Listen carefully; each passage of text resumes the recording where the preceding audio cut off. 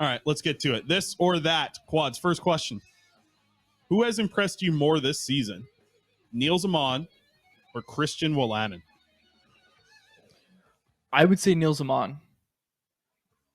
Now, I know I have to elaborate on that. I'm just trying to think about what each guy has done this season. And for Wolanin, like, let's look at it. He's been a phenomenal AHL point-producing defenseman, right? He's played at both ends of the ice super well, impressed in training camp for the Canucks as well, and in the preseason. I was a little surprised he got sent down, but has also looked good at the NHL level. That being said, I think Niels Amon's defensive capabilities and just overall two-way play has been a revelation that I don't think anybody would have expected. Like, I think to some extent, when the Wolanin signing happened, look, older player as well, older than Amon.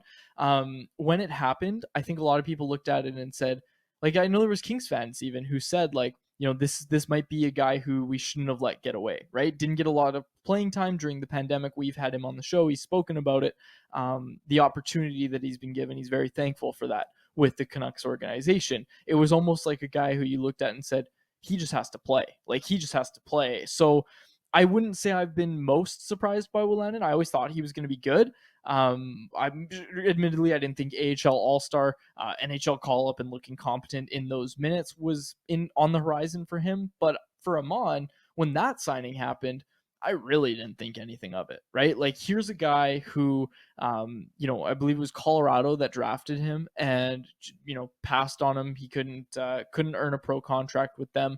When you're a guy who gets a contract and you're a former draft pick that gets a contract in free agency because your club didn't want to sign you, to me, that signals that your ceiling is probably as an AHL player, right? Like that's usually what that signals to me. You were given up on by an organization. You were literally given up on. Exactly. And that's usually what that signals to me, is that you're going to be an AHL player for the rest of your career, if you even have an AHL career. Okay. So that's what that signals to me. So I didn't think much of Niels Amon, but then right from training camp, we saw him come in, and this is something Bruce Boudreau talked about a lot at the game over in Sweden, where he has such a good understanding of the defensive side of the game. It's evident in his play, and there's a reason he's been able to stick as this team's fourth line center, basically all season long, right? I think that's a guy who can still take another step too. We've heard Rick Tocchet say, yeah, I'd like to see him go, put on a little bit of muscle, be harder to play against along the wall and the boards and that kind of thing. I have to go with Niels Amon here. Yep, I think he's been one of the better surprises this season throughout. We'll do one more quick one. Let's get the graphic. Get the graphic up here, Alex. You worked hard on this. It looks good. I like it. The graphic for this or that. There you go. You hear that on this song too, by the way. It's a cowbell. It's good. It's cowbell. Okay, all right. Let's go. That, Quads. If you had to eat dessert for 7 days straight, would you rather have churros or Nanaimo bars for that dessert? 7 days churros, in a row no of eating question. the same dessert.